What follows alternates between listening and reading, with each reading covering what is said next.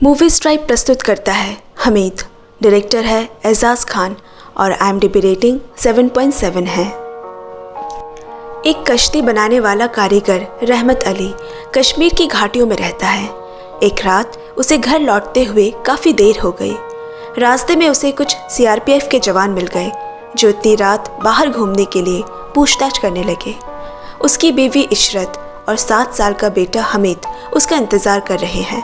घर पहुंचते ही Hamid TV remote की बैटरी का पूछने लगा क्योंकि आज क्रिकेट मैच है। बैटरी रहमत कारखाने में ही भूल आया है। आज रहमत थोड़ा खोया खोया सा लग रहा है, शायद रास्ते में हुई उस पूछताछ की वजह से। लेकिन हमीद के ज़िद करने पे वो वापस बैटरी लेने निकला। पास खड़ी इशरत हाथ में आधा अधूरा बुना लाल स्वेटर उस पर नापने लगी और कहा, इतनी रात कारखाने मत जाओ, यही पास ही दुकान से ले आना।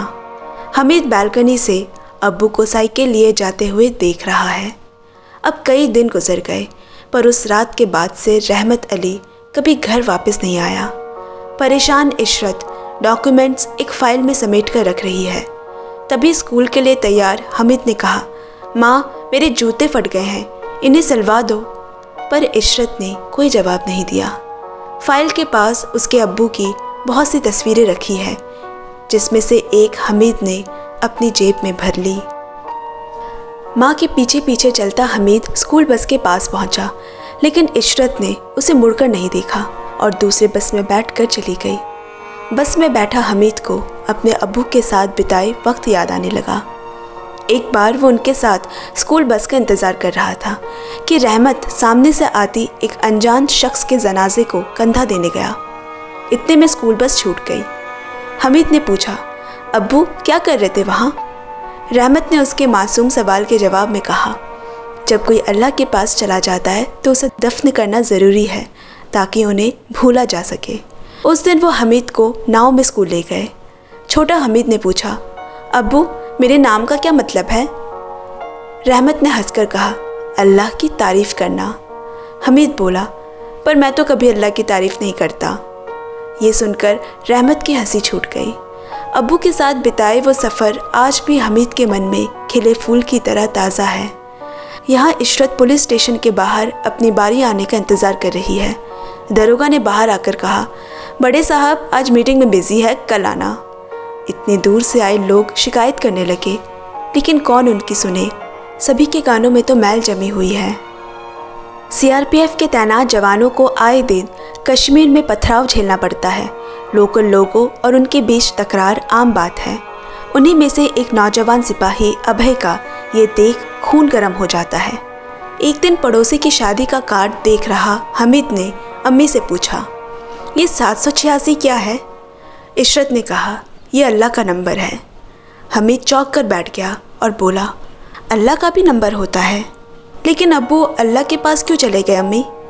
ये सुनकर इशरत सहम गई। तभी उसे एक फ़ोन आया। एक लाश की पहचान के लिए उसे थाने बुलाया गया है।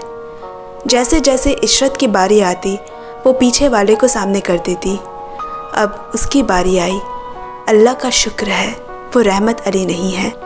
बसीर भाई के यहाँ आज शादी का दावत है। रहमत उन्हीं के कारखाने में काम करता था।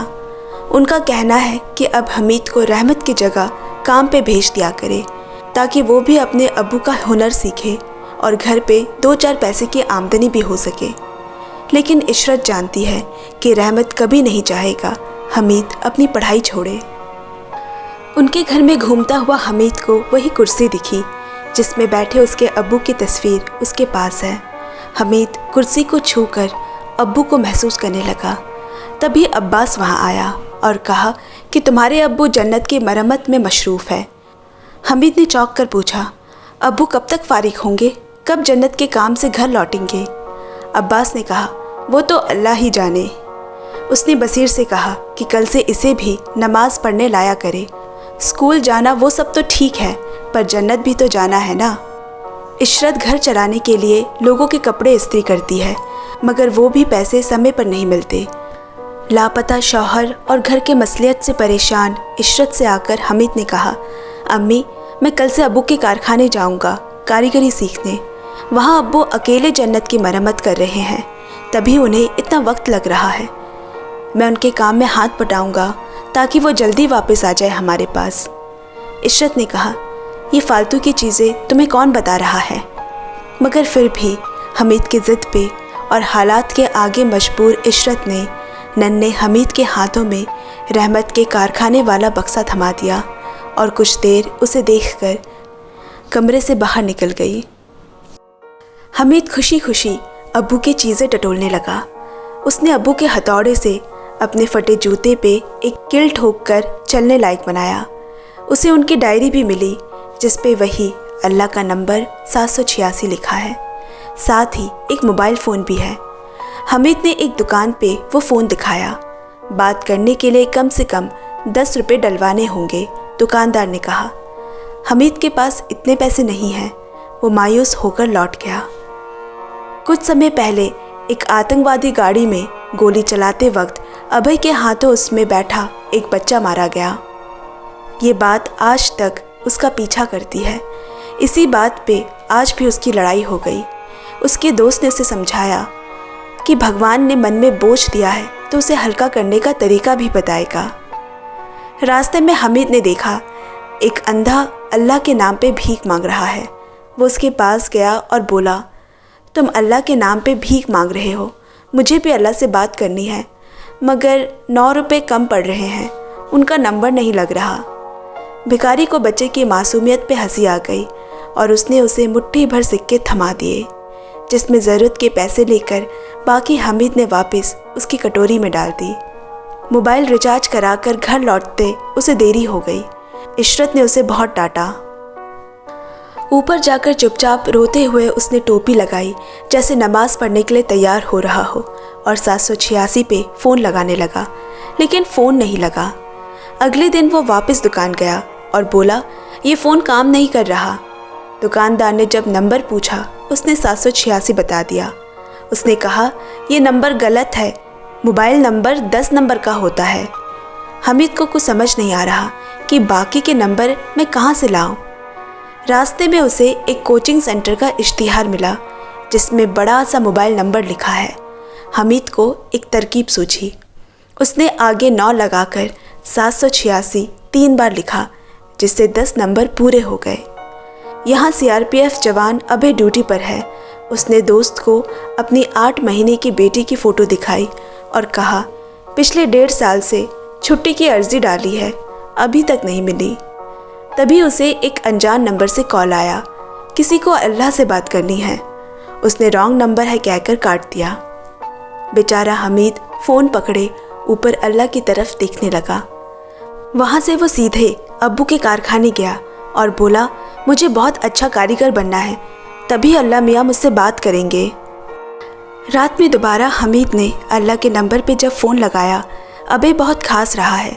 हमीद ने कहा, अल्लाह आपकी तबीयत ख़राब है। उसने अपने अब्बू की एक शॉल जाकर मस्जिद के सामने रख दी। ये सुनकर अभय थोड़ी देर मौन रह गया। सुबह हमीद ने देखा उसकी शॉल उसी भिखारी ने ओढ़ रखी है।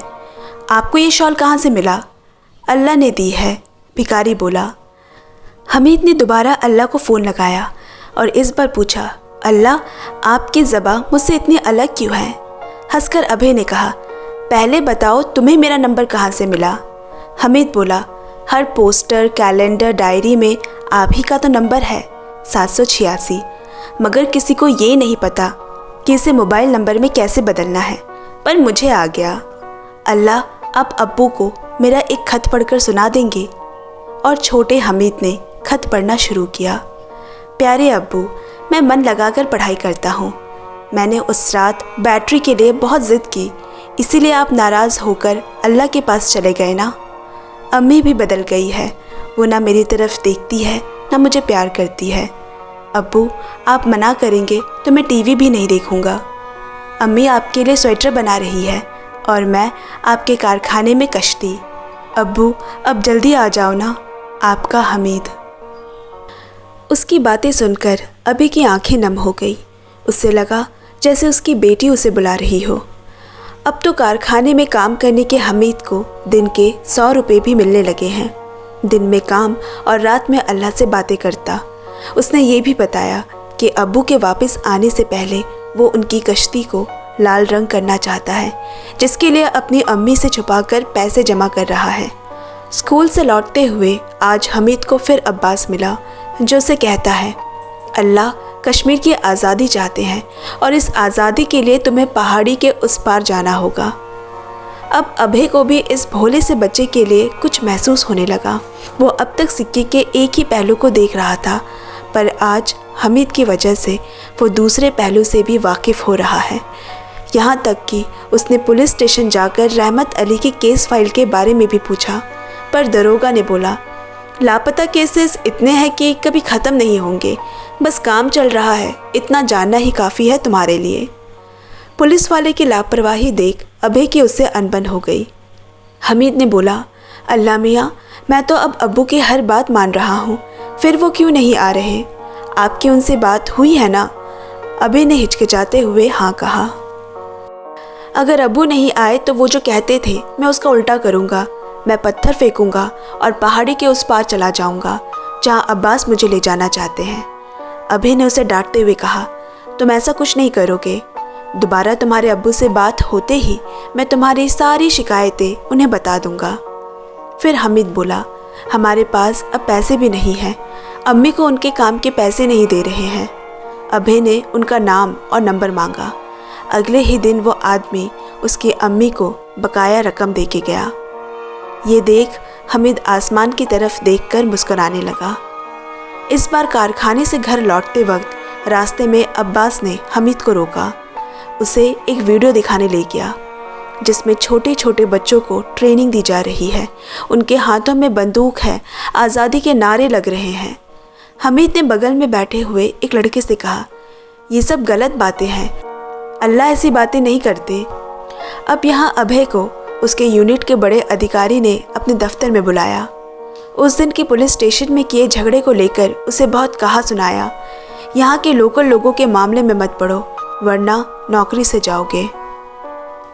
कुछ दिनों में मुख्यमंत्री दौरे पर आने वाले हैं। कुछ औरतें इशरत के पास आई ये कहने कि वो भी उनके जुलूस में शामिल हो। रहमत जैसे कई लोग लापता है, लेकिन इशरत इसे सियासी मुद्दा बनाने का बहाना उन्हें नहीं देना चाहती। उसने रहमत की तस्वीर देने से इनकार कर दिया, मगर पीछे से भागता हुआ हमीद ने आकर उसके पास रखी तस्वीर निकाल कर दी और कहा, क्या इससे उसके अब्बू वापस आ जाएंगे? उन औरतों के पास कोई जवाब नहीं। अंदर बैठी इशरत रहमत की बुनी हुई स्वेटर उधेड़ने लगी। शायद उसे भी समझ आ गया है कि कोई उम्मीद बाकी नहीं है। उसे ऐसे देख हमीद ने तुरंत अल्लाह को फ़ोन लगाया और ज़िद करने लगा, अभी अभी अब्बू को भेजो, मुझे अब्बू अभी चाहिए। अभय ने झंझलाकर जैसे ही फ़ोन रखा, उसके दोस्त ने आकर बताया, जल्दी चलो, एक हादसा हो गया है। अभय का सबसे करीबी यार आज शहीद हो गया। आज सीएम के दौरे का दिन है। इशरत के घर के बाहर जुलूस पे निकली औरतें अपने अपने खोए रिश्तेदारों की तस्वीर लिए खड़ी है। भीड़ से अलग खड़े होने की कोशिश करने के बावजूद इशरत इसका हिस्सा बनती जा रही है।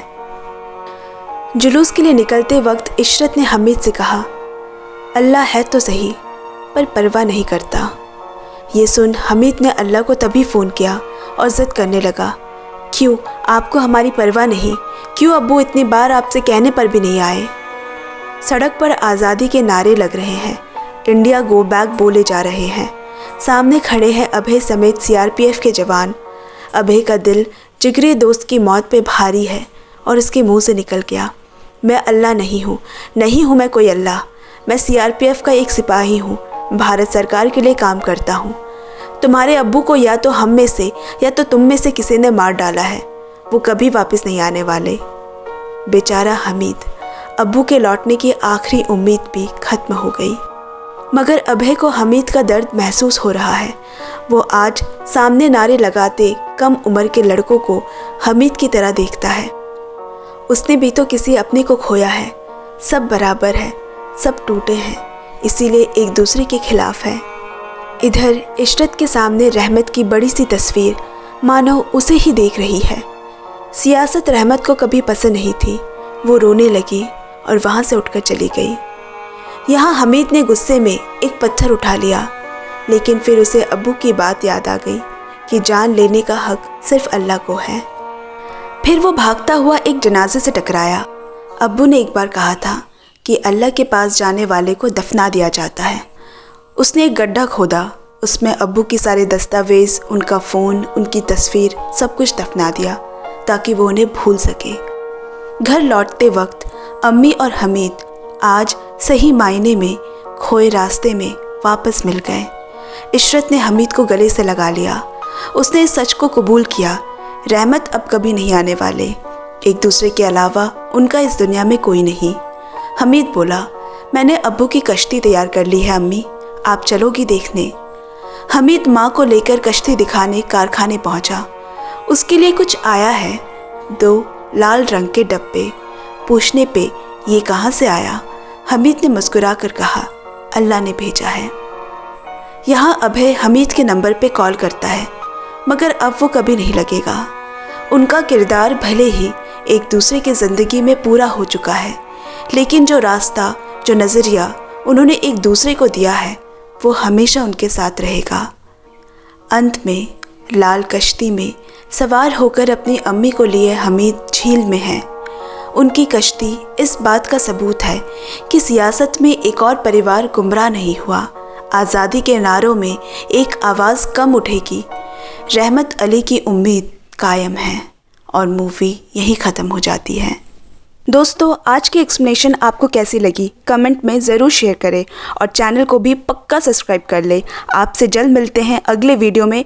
Bye bye, love you and take care friends.